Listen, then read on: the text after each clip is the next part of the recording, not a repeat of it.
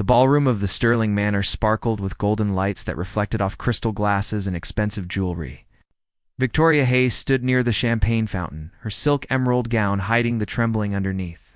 Tonight marked 5 years since she married Nathan Sterling, the man who once promised her the world, but delivered only a gilded cage. Around her, guests mingled and laughed, their voices creating a symphony of privilege and pretense. Victoria recognized most of them.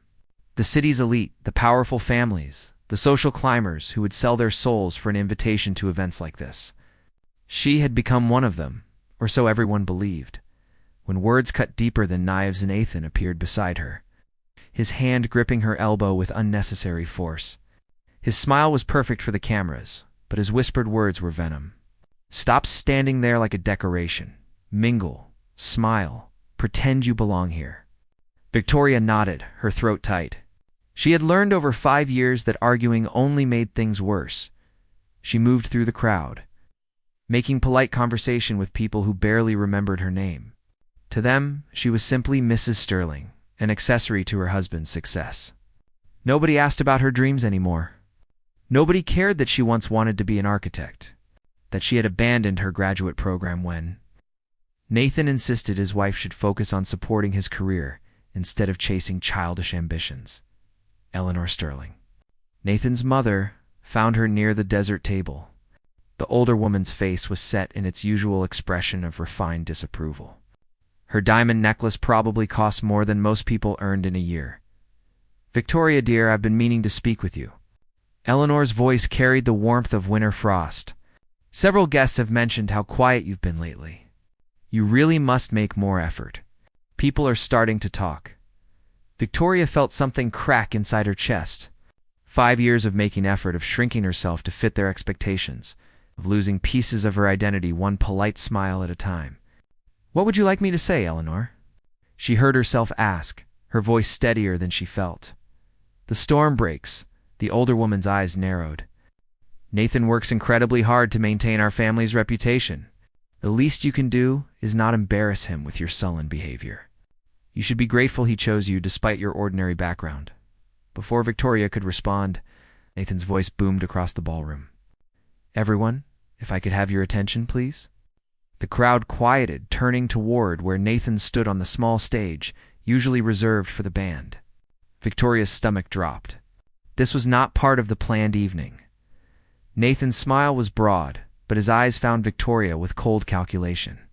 "I want to take a moment on this special anniversary to share some truth with all of you, our dear friends and family."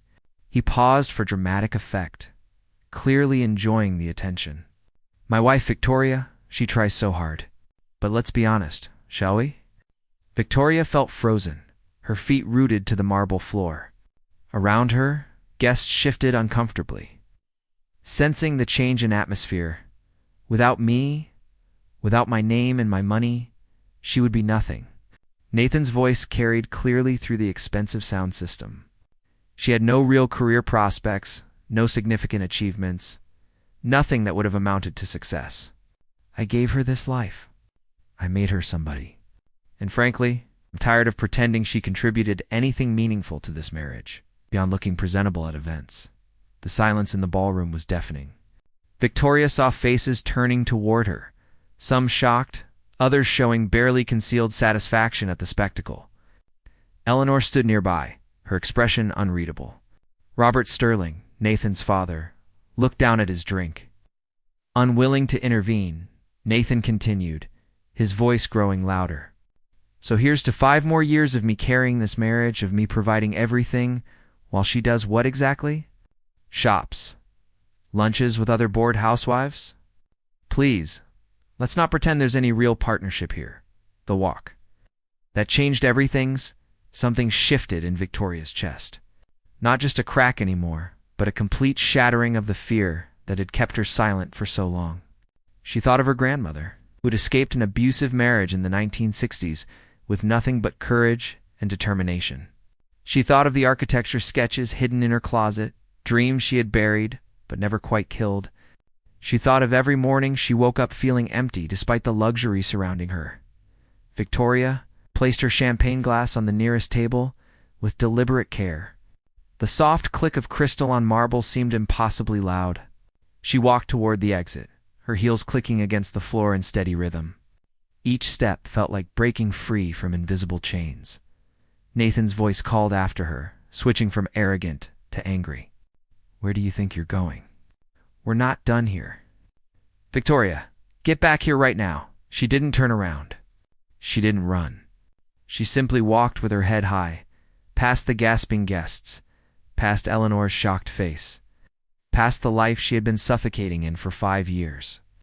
Behind her, she heard Nathan shouting threats about money, about reputation, about how she would never survive without him. Freedom's first breath. Cool night air hit her face as she stepped outside the manor. The valet looked confused when she requested her car. The small sedan she had kept from her previous life, despite Nathan's insistence she'd drive something more impressive. Her hand shook as she gripped the steering wheel, but her resolve was steel. Victoria drove through the city streets, past the expensive boutiques and exclusive restaurants that had become her prison. She drove until she reached the small apartment complex on the east side, the building her grandmother had left her in the will. Nathan had wanted her to sell it immediately, calling it beneath their standards. Now she understood why she had refused. The apartment was small, barely 800 square feet compared to the manor's sprawling 12,000. The furniture was outdated, the carpet worn, the kitchen cramped. But when Victoria locked the door behind her and stood in the quiet space, she felt something she hadn't experienced in years. She felt free. Her phone buzzed constantly with calls, ended messages from Nathan, from Eleanor, from family friends demanding explanations. Victoria turned it off and sat in the darkness, letting tears fall for the first time in years. Not tears of sadness, but of release. Tomorrow would bring challenges she couldn't yet imagine. Tonight she simply breathed. Sunlight streamed through the thin curtains of the small apartment, waking Victoria from the first peaceful sleep she had experienced in years. For a moment she forgot where she was. Then reality settled in, not with the weight of regret, but with the clarity of purpose. She had walked away from everything Nathan Sterling had given her, and now she needed to build something that was truly hers. Victoria sat up and looked around the apartment. The walls needed paint, the furniture belonged in a donation center, the kitchen appliances looked like relics from another decade. But this space represented possibility. Her grandmother, Rose, had lived here independently for 30 years after leaving her own difficult marriage. If Rose could do it with far fewer resources and opportunities, Victoria could too. Her phone, which she finally turned on, exploded with notifications. 73 missed calls, countless text messages, and several voicemails. Most were from Nathan, his messages swinging wildly between fury and false sweetness.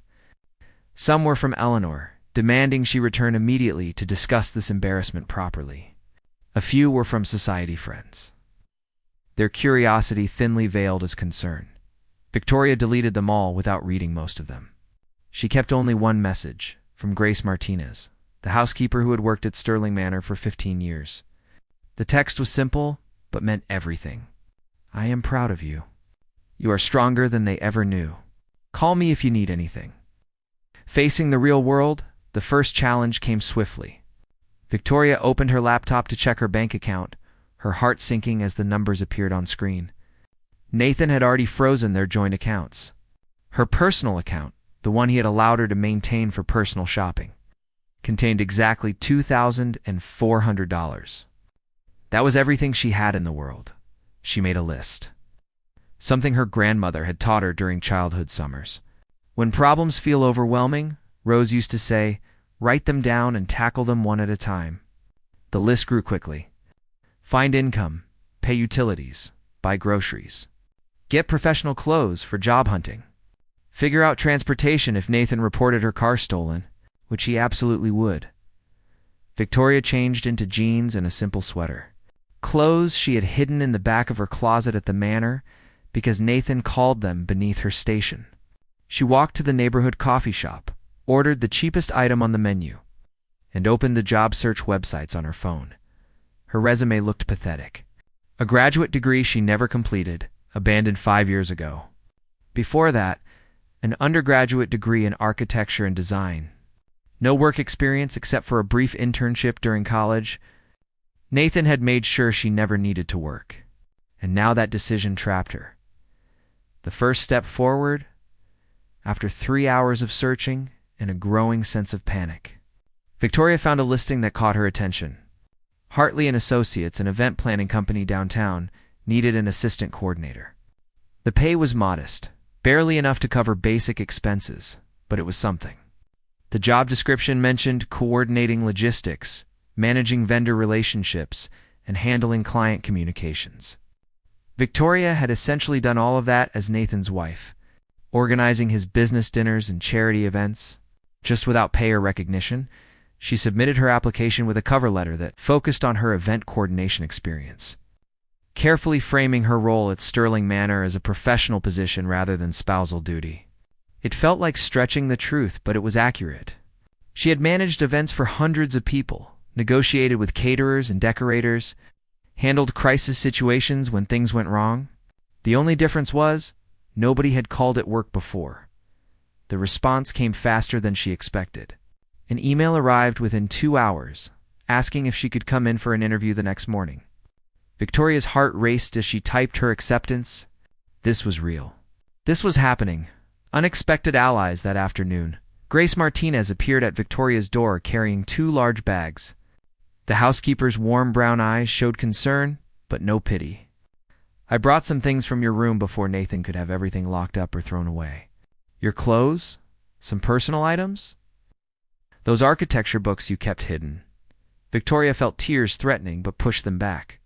Grace, you could lose your job. The older woman shrugged. I have been watching that man treat you poorly for 5 years. I should have spoken up sooner. Besides, I already gave my notice. 32 years of service to that family. And I cannot watch them destroy one more good person. They spent the afternoon organizing the apartment. Grace had an eye for making small spaces work, arranging furniture to maximize the limited area. She also brought news from the manor. Nathan was furious, naturally. He had called lawyers, private investigators, even threatened to report the car as stolen, just as Victoria had predicted. Eleanor was busy doing damage control with their social circle, spinning stories about Victoria having a breakdown and needing professional help. Let them talk, Victoria said with more confidence than she felt. Their opinions stopped mattering the moment I walked out that door. Grace smiled. Your grandmother would be very proud of the woman you are becoming. The interview. That changed everything. Victoria arrived at Hartley & Associates 30 minutes early, her best professional outfit pressed and her resume printed on quality paper. The office occupied the 3rd floor of a renovated building in the Arts District. Not far from the sterile corporate towers Nathan preferred, the space felt creative and alive. With colorful artwork on the walls and plants everywhere, Jennifer Hartley herself conducted the interview. A woman in her mid-40s with silver streaks in her dark hair and an easy smile. She read through Victoria's resume with interest, then looked up with penetrating green eyes. I recognize your name. You are married to Nathan Sterling. Jennifer's tone was neutral, giving nothing away. Victoria met her gaze directly. I left my husband 3 days ago. The marriage is over. I need this job based on my abilities, not my former connections. Something shifted in Jennifer's expression, a flash of respect. Good for you. I've met Nathan Sterling at various business functions. He is the type of man who makes everyone around him smaller so he can feel bigger. Her honesty was surprising but refreshing. Tell me about the Sterling Charity Gala you organized last spring. Victoria talked for 20 minutes, detailing every aspect of the event that had hosted 500 guests and raised over $2 million. She explained how she had negotiated with vendors to stay within budget, how she had managed a crisis when the original venue flooded 2 weeks before the event, how she had coordinated volunteers in entertainment and silent auctions. Jennifer listened intently, occasionally asking specific questions that showed she understood event planning intimately. When Victoria finished, the older woman leaned back in her chair. You organized that entire event yourself? Nathan Sterling took full credit in all the press coverage. Victoria felt old anger stirring, but kept her voice calm. Yes, he did. That happened frequently in our marriage. A door opens. Jennifer was quiet for a moment, then made a decision that Victoria could see forming in her eyes. I am going to be honest with you, Victoria. This assistant coordinator position pays $42,000 a year, which is not much in this city. The work is demanding, the hours can be unpredictable, and clients can be difficult. But if you are as good as I think you are based on this conversation, you will not stay an assistant for long. Victoria felt hope blooming in her chest. Are you offering me the job? I am offering you a chance. 3-month probationary period. Show me what you can do without someone else taking credit. Jennifer extended her hand. Can you start Monday? Yes, thank you. Victoria shook her hand firmly, fighting back tears of relief. Thank you so much. Walking back to her car, Victoria felt lighter than she had in years. It was not the high-paying career she had once dreamed of. It's not the architecture firm she had imagined joining after graduate school. But it was hers. She had earned this on her own merit, with her own skills. Using her own name, the first paycheck, the next 2 months passed in a blur of activity. Victoria threw herself into work with fierce dedication, arriving early and staying late. She assisted with weddings, corporate events, birthday parties, and anniversary celebrations. Each event taught her something new about the business side of event planning. The parts Nathan had never let her see when she was simply his wife playing hostess. Jennifer proved to be an excellent mentor, sharing knowledge generously while also expecting high standards. The other coordinators at the firm, 3 women and 1 man, welcomed Victoria without judgment. They knew her story because gossip traveled fast in their industry. But they treated her as a colleague rather than a scandal. Victoria's first paycheck felt like winning the lottery. Even though the amount was less than what Nathan used to spend on a single dinner, she deposited it carefully, watching her account balance with satisfaction. This money was hers. She had earned it with her time, her skills, her effort. She bought groceries without guilt, paid her utilities with pride, even splurged on a small succulent plant for her apartment. The plant became a symbol somehow, something living that she was responsible for nurturing. It sat on her kitchen windowsill, growing steadily in the morning sunlight. Shadows of the past Nathan did not give up easily. He appeared at her apartment building twice, banging on the door and demanding she stop this ridiculous tantrum and come home. Victoria called the police both times. The second time, the officers warned Nathan that further contact would result in a restraining order. He left furious, shouting threats about ruining her reputation and making sure she never worked in this city again. True to his word, Nathan tried to interfere with her employment. He called Jennifer Hartley personally, suggesting that Victoria was unstable and unreliable. Jennifer listened politely, then told him that Victoria's job performance spoke for itself and hung up. She relayed the conversation to Victoria with a wry smile. Your ex-husband just tried to get you fired. Unfortunately for him, I built this business specifically to help women succeed without interference from controlling men. You are safe here.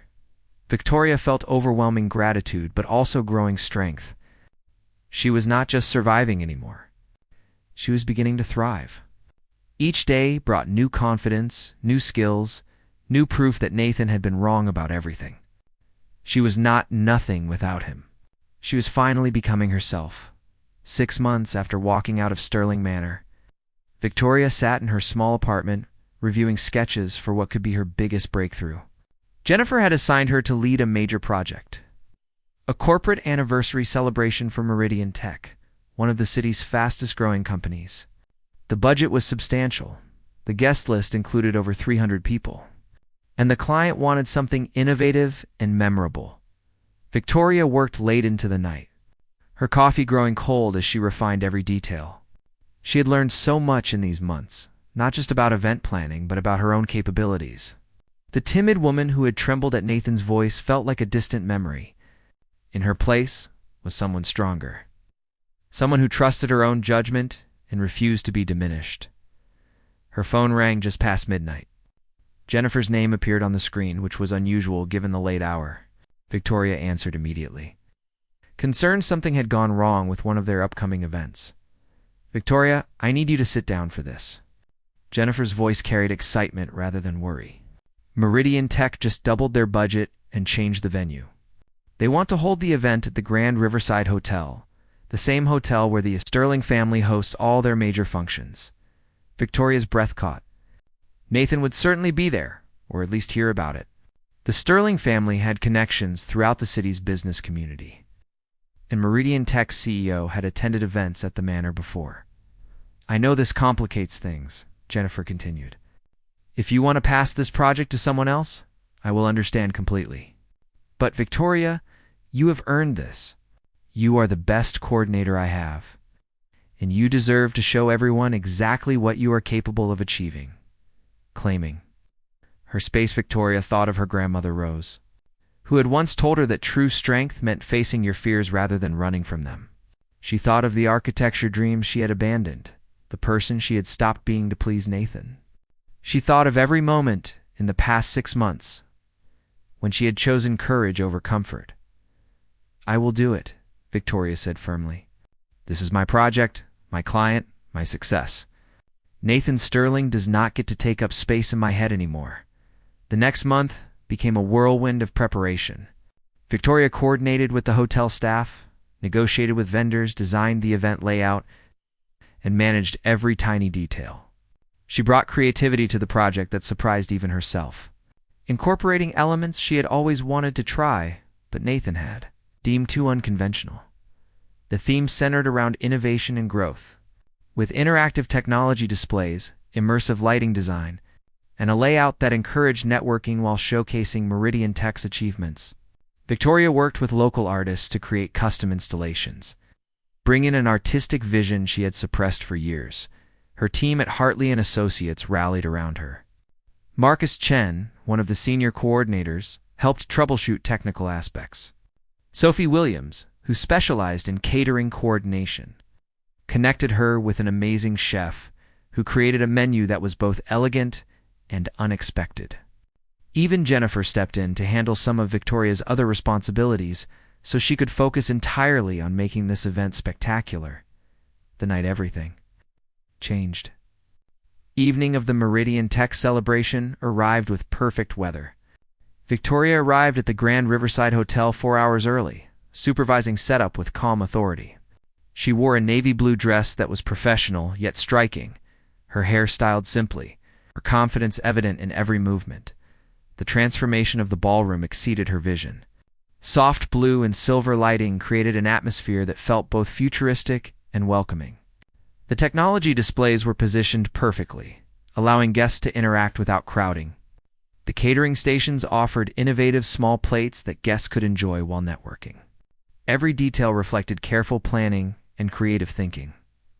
As guests began arriving, Victoria moved through the space, ensuring everything ran smoothly. She coordinated with staff, addressed minor issues before they became problems, and checked in with Meridian Tech's CEO, Thomas Richardson, who seemed genuinely impressed by the execution. Then she saw him. Nathan Sterling entered the ballroom with Eleanor beside him, both dressed impeccably as always. Victoria felt her heart rate increase, but kept her composure. She had known this moment might come. She was prepared. Nathan spotted her almost immediately. His expression shifted from surprise to recognition to something darker. He started moving toward her, but Thomas Richardson intercepted him, engaging Nathan in conversation about business matters. Victoria used the moment to slip away, focusing on her responsibilities. Confrontation and truth, the event proceeded beautifully. Guests praised the innovative setup, the food received enthusiastic compliments, and the technology demonstrations generated exactly the kind of engagement Meridian Tech had hoped for. Victoria coordinated everything from behind the scenes, her headset connecting her to staff throughout the venue. She was checking on the dessert service when Nathan finally cornered her in a quiet hallway away from the main ballroom. His face showed barely controlled anger, though he kept his voice low to avoid causing a scene. "So this is what you have been doing? Playing at having a career?" Nathan's tone dripped with condescension. "Working as hired help at events you used to attend as a guest. How pathetic." Victoria met his gaze without flinching. "I am not playing at anything, Nathan. I am the lead coordinator for this event. I designed it, planned it, and executed it. Something you never believed I was capable of doing? You are embarrassing yourself and my family name." Eleanor appeared behind Nathan, her disapproval evident. "This little rebellion has gone on long enough, Victoria. It is time to stop being childish and come home where you belong." Something inside Victoria settled into absolute certainty. "I do not belong in your home, Eleanor. I never did." You wanted someone you could control, someone who would shrink herself to make Nathan feel important. That person does not exist anymore. Nathan stepped closer, his voice dropping to a threatening whisper. "You think you have won something here? You think this little job makes you successful? Without me, you are nothing. You will always be nothing." Before Victoria could respond, Thomas Richardson's voice cut through the tension. "Actually, she is quite something." The CEO approached with Jennifer Hartley beside him. "I have been to dozens of corporate events over the years, many of them coordinated by expensive firms with big reputations. This is the best executed event I have ever attended. The attention to detail, the creativity, the seamless coordination is all exceptional." Nathan's expression faltered slightly. "Thomas, I am sure you do not realize that Victoria used to be my wife. She has no real experience in this field." Thomas looked between them, understanding, dawning. "Used to be your wife? Then I suppose that means during your marriage, she was likely coordinating many of those impressive events at your estate. The charity galas, the business dinners, the fundraisers, everyone always praised." He turned to Victoria with new respect. "You did all of that work while he took the credit, did you not?" Victoria nodded, her voice steady. "Yes, I did. For 5 years. I planned and executed events while being told I contributed nothing of value." Eleanor attempted to intervene. "Thomas, surely you understand that there is a difference between hosting as a wife and working professionally in event planning?" Jennifer stepped forward, her tone polite but firm. "Actually, there is not much difference at all, except that Victoria now receives proper compensation and recognition for her exceptional skills. She has become one of my most valuable coordinators in just 6 months. That speaks to her talent, not her connections." The tables turned. A small crowd had gathered, drawn by the confrontation. Victoria recognized several faces from her former life, society people who had witnessed her humiliation at the anniversary dinner 6 months ago. Now, they watched with different expressions. Curiosity mixed with reassessment. Nathan's face reddened with anger and embarrassment. "This is ridiculous. Victoria, we are leaving." "You are making a scene." "No," Victoria said quietly, but clearly. "You are making a scene, just like you did at our anniversary dinner when you publicly humiliated me in front of everyone. The difference is that I have nothing to be ashamed of now. I walked away from your cruelty and built something real. Can you say the same?" The silence that followed felt heavy with meaning. Eleanor looked genuinely shocked, perhaps realizing for the first time that Victoria would not be manipulated back into submission. Nathan opened his mouth to respond but found himself without words. A rare occurrence. Thomas Richardson broke the tension with deliberate authority. "Sterling, I think it would be best if you focused on enjoying the event rather than harassing my event coordinator. Victoria, outstanding work tonight. I will be recommending Hartley and Associates to everyone I know." Nathan and Eleanor left shortly after, their exit lacking the dramatic impact they likely intended. Victoria watched them go, feeling not triumph, but relief. She had stood her ground, spoken her truth, and proved her worth. That was enough. New beginnings. The rest of the evening passed in a blur of compliments and congratulations. Guests who had ignored Victoria during her marriage now approached her with genuine interest in her work. Thomas Richardson introduced her to several business leaders, each one a potential client. Jennifer beamed with pride, already talking about promoting Victoria to senior coordinator. As the event wound down and guests departed, Victoria supervised the breakdown with the same attention to detail she had brought to the setup. Her team worked efficiently, and by midnight, the ballroom was restored to its original state. Jennifer found her doing a final walkthrough. "You did something extraordinary tonight, Victoria. Not just the event, though it was flawless. You showed up as your full self, faced down people who tried to make you small, and proved that you are exactly as capable as I knew you were." Victoria smiled, feeling exhausted but genuinely happy. "Thank you for giving me this chance. Thank you for believing in me when I was still learning to believe in myself." The older woman hugged her warmly. "That is what we do here. We build each other up. Speaking of which, I have been thinking about expanding the business. How would you feel about becoming a partner? Not immediately, but within the next year, if you continue on this trajectory." Victoria felt tears forming but blinked them back. "I would be honored." Truly honored. 6 months later, Victoria stood in her new office at Hartley & Associates, now officially renamed Hartley & Hayes Event Planning. The space was small but professional, with a window overlooking the arts district and a desk that held her laptop. Her growing collection of industry awards and a photo of her grandmother Rose, the past year had transformed her life completely. She had not just survived leaving Nathan Sterling, but had flourished in ways she never imagined possible. Her client list grew steadily. Her reputation in the industry was solid, and most importantly, she had rediscovered the person she had lost somewhere along the way. Grace Martinez stopped by the office often, having become not just a friend but a mentor in navigating life after difficult circumstances. Sophie and Marcus had become close friends, the kind who knew her real story and loved her anyway. Jennifer treated her as an equal partner, trusting her judgment and celebrating her successes. Victoria had even started taking architecture classes again. Online courses she completed in the evenings. The dream had not died completely, just evolved. Maybe she would never design buildings, but she designed spaces and experiences now, bringing creativity and vision to her work in ways that felt fulfilling. Her phone buzzed with a text from an unknown number. Curious, she opened it to find a message from Thomas Richardson. "Victoria, I have a friend getting married next spring.